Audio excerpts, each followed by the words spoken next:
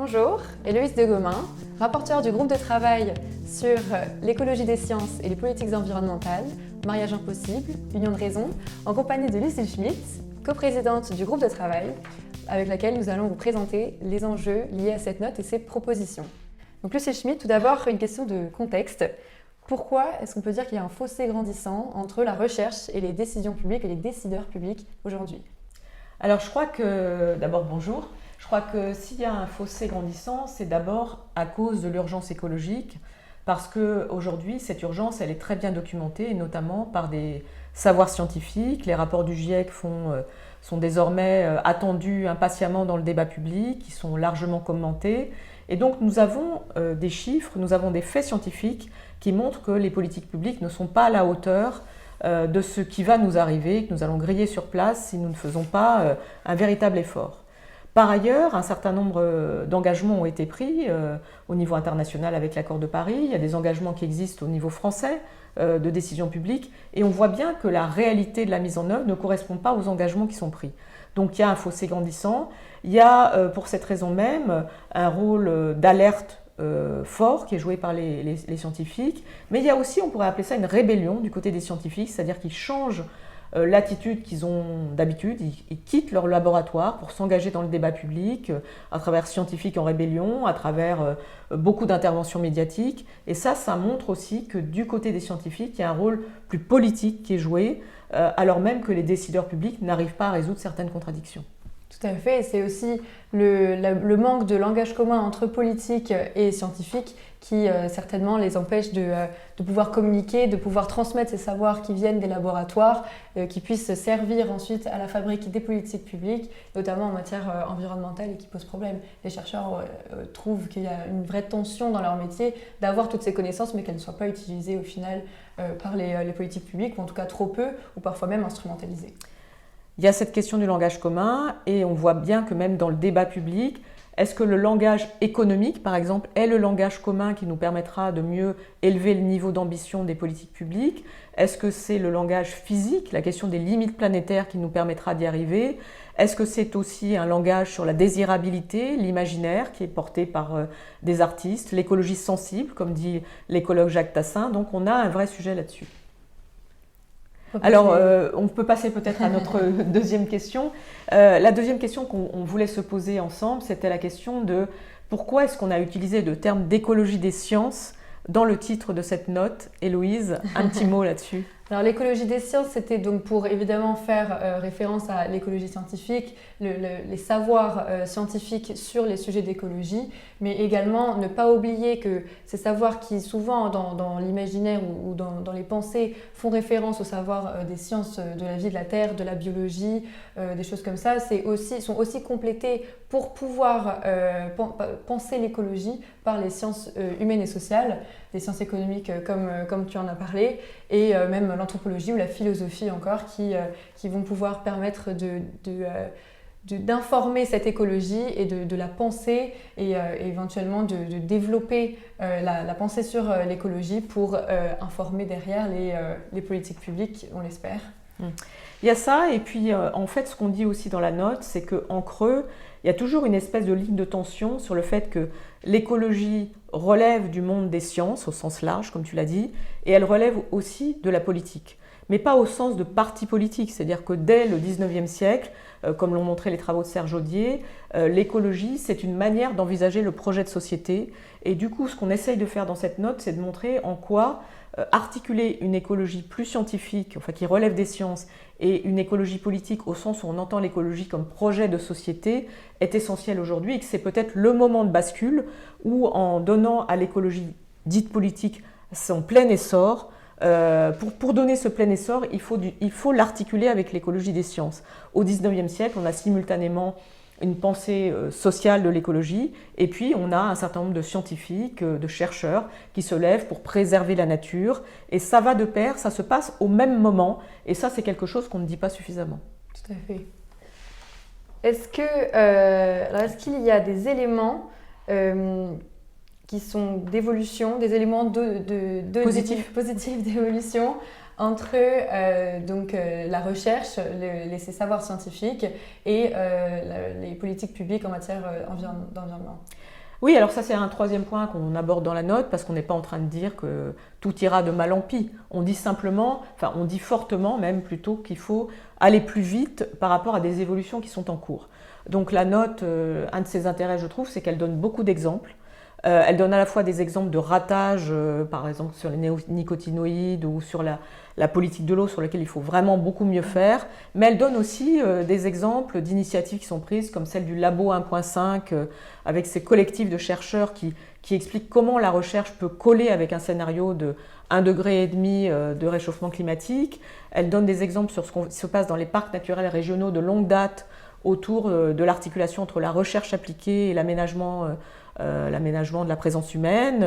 Et puis, Héloïse, tu voulais, je crois, nous parler de ce qui se passe pour les jeunes chercheurs, qui me semble être un élément très important, notamment ce que fait l'ADEME ou des choses comme ça.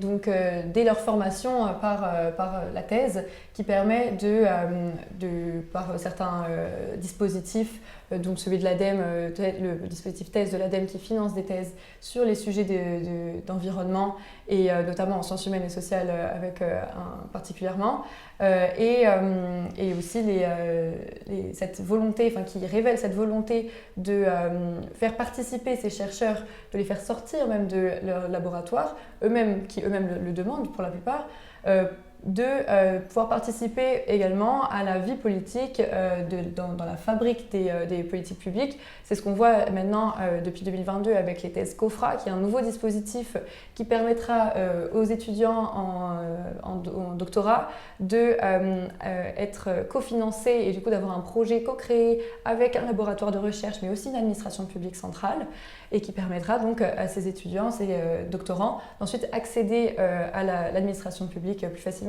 Ces étudiants docteurs qui ne composent que 2,6% pour l'instant des emplois cadres de la fonction publique, c'est quand même très faible si on veut comparer par exemple à la Chine qui en a plus de 17%. Donc, ou l'Allemagne, aux États-Unis, voilà, où il y a plus de tradition de faire participer ceux qui ont une thèse à l'administration active. Tout à fait. Et l'intérêt aussi, je voulais rebondir sur ce que tu disais de cette note, c'est qu'on remarque en fait les initiatives positives justement des interactions entre la recherche et les décisions publiques se prennent davantage au niveau décentralisé, ce sont donc comme je disais, les parcs régionaux, mais aussi au niveau même des universités seules qui vont essayer d'avoir des partenariats avec la ville autour pour mener des projets de recherche participative par exemple ou des choses comme ça. Et c'est une logique qui est faite dans les territoires, mais qui a du mal à imprégner la décision publique centrale, ou en tout cas pour que ce soit un système qui soit systématisé et qui puisse être demandé, et qui puisse être mis en place par tous les territoires sans avoir à eux-mêmes faire toute cette démarche qui est très lourde, qui peut être très chère et qui au final peut ne pas être une recherche par exemple pour ces laboratoires qui soit productive d'articles dans les plus grandes revues disciplinaires ou ce genre de choses. Oui, et puis je pense que ce qui est important à signaler aussi, c'est que dans la note, on remet en cause une certaine vision de l'expertise. On sait que les décideurs publics ont tendance à chercher un modèle d'expertise clé en main qui arrive au moment où ils le souhaitent. Et en fait, ce que nous disons, c'est qu'il faut s'habituer à la complexité, à des scénarios, à l'idée du tâtonnement, et qu'il faut aller chercher le meilleur au fond de la méthode scientifique pour alimenter les politiques publiques, et que l'expertise clé en main, c'est un leurre. Ça, je pense que c'est un point essentiel. Et on dit aussi dans la note qu'un certain nombre de laboratoires, justement en région, travaillent avec des collectivités locales, et que ça, c'est un modèle qu'il faut développer. Tout à fait. Et donc, comment le développer? C'est des propositions qu'on a discutées et donc qu'on va vous présenter de suite avec le groupe de travail. Donc, elles sont au nombre de 3. Est-ce que tu veux nous en décrire une ou 3? Je ne vais pas en décrire 3, mais en tout cas, je vais commencer peut-être par une qui est en quelque sorte préconisée de longue date et qu'on n'arrive pas vraiment à mettre en œuvre. C'est le développement de ce qu'on pourrait appeler une culture générale des sciences, pas scientifique, puisqu'on l'a dit, il y a une question de des sciences. Et toute la question, quand on commence à parler de ça, On dit oui, d'accord, mais à quel moment? Est-ce que c'est en seconde? Est-ce que c'est en troisième? Est-ce que c'est au primaire, etc. Au fond, ce que nous disons dans la note, c'est que développer cette culture générale scientifique, c'est d'abord revenir sur l'idée que la culture générale scientifique est différente de la culture générale, parce qu'on est quand même dans un pays où régulièrement elle est différenciée. Ce que nous disons aussi, c'est qu'il faut mobiliser des qualités pour acquérir cette culture qui ne sont pas seulement liées à l'univers scolaire. On sait très bien que c'est une révolution culturelle, vraiment, d'installer cette culture générale scientifique, que chacun d'entre nous s'imprègne d'une culture qui n'est pas seulement apprise à l'école. Quelque chose qui est très souvent dit, c'est qu'on connaît par exemple beaucoup plus de noms de marques que de noms d'arbres. Et donc, une de nos hypothèses, c'est est-ce qu'on pourrait connaître, je ne sais pas, le nom d'une centaine de plantes, d'arbres? Comment est-ce qu'on fait pour apprendre ça? Donc, je ne suis pas en train de discuter en termes de programme scolaire, mais vraiment en termes de discussion sur comment est-ce que la culture vient, si je puis dire, à chacun d'entre nous. Formation initiale, continue, culture implicite, culture explicite, nouveau modèle de société. Tout à fait. Et puis alors, il y a une deuxième proposition. Deuxième proposition sur, de même, un sujet qui a été discuté pendant de longues années, mais qui a du mal à être vraiment mis en place, c'est l'interdisciplinarité, notamment dans la recherche. Par la valorisation de projets de recherche interdisciplinaires. C'est une tendance en fait qu'on a vue dans les récentes années, c'est que la recherche est de plus en plus centrée sur sa propre discipline, très pointue. Les plus grandes revues sont des revues vraiment très spécifiques qui ne parlent en fait qu'à un petit nombre de chercheurs qui est formé et qui connaît ce langage. Et en fait, ce dont on a besoin pour penser l'écologie, c'est de faire interagir toutes les sciences, c'est de faire interagir les sciences humaines et sociales avec les sciences de la vie et de la terre, avec la biologie, la physique, tout. Il faut un peu de tout pour arriver ensuite à communiquer des propositions aussi aux politiques publiques et aussi que ce soit un savoir scientifique qui puisse être utilisé et approprié par les individus, par les collectivités, par la politique publique et les pouvoirs centraux également. Vraiment, ce besoin d'interdisciplinarité est très nécessaire, notamment dans la mesure où les systèmes scientifiques sont complexes pour certains ou simplifiés pour d'autres. Et comme tu l'as dit, on a besoin de cette complexité dans les diagnostics et les propositions afin de pouvoir proposer un modèle de société, même qui soit cohérent, mais qui ne soit pas simplificateur et qui prenne en compte, comme tu le disais aussi, au niveau de la justice sociale. Il ne faut pas oublier la justice sociale, il ne faut pas oublier les sciences humaines et sociales quand on réfléchit à une politique publique d'environnement. Et il faut que les chercheurs soient capables de parler entre eux, soient capables de mener des projets entre eux pour également avoir cette interdisciplinarité qui informe la société sur l'écologie, sur les sujets d'environnement. Oui, exactement. Et puis alors on a une troisième proposition qui n'est pas un plaidoyer pro domo, qui en fait repose sur le constat qu'aujourd'hui se développent des postures. Il y a une posture d'écologie de l'interpellation, et c'est bien d'interpeller les pouvoirs publics, et puis il y a cette posture de l'écologie des solutions, et on voit bien que ni dans un cas ni dans l'autre, on arrive pour autant à passer à la mise en œuvre concrète de politiques publiques avec un haut niveau d'ambition qui correspondent à ce que nous disent les faits scientifiques. Donc en fait, nous, ce que nous proposons dans cette note, c'est que, vous savez, on est un pays où on nous dit toujours que les corps intermédiaires sont faibles, les contre-pouvoirs sont faibles, etc.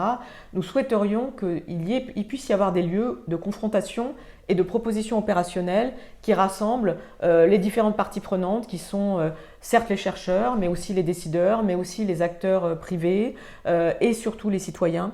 Donc en quelque sorte, ce lieu de confrontation qui pourrait se passer dans le cadre par exemple des think tanks, mais aussi dans le cadre d'un certain nombre d'institutions qui existent déjà, mais qui n'arrivent pas à déclencher cette écologie opérationnelle des propositions. Comment est-ce qu'on fait pour ça? Donc il faut adosser ça à une méthodologie qui pourrait être donnée par exemple par la Commission nationale du débat public et oser se confronter sur des sujets sur lesquels il y a ligne de tension. La note liste un certain nombre de ces sujets sur lesquels il y a tension. C'est évidemment par exemple le sujet du modèle agricole, c'est le sujet de la relation à la technologie, c'est la question de la responsabilité vis-à-vis des générations futures. Et à partir de cette confrontation, qu'il y ait toujours l'obligation, comme on le fait d'ailleurs à la Fabrique écologique, qu'il y ait toujours 2 ou 3 propositions opérationnelles qui soient portées auprès des pouvoirs publics et qui est une sorte de pression sur les pouvoirs publics à les mettre en œuvre, y compris en jouant sur le rôle des médias. Voilà notre troisième proposition. Nous espérons que ces explications vous auront éclairé et vous pouvez dès à présent retrouver l'entièreté de la note sur le site de la Fabrique écologique. Merci beaucoup et à bientôt.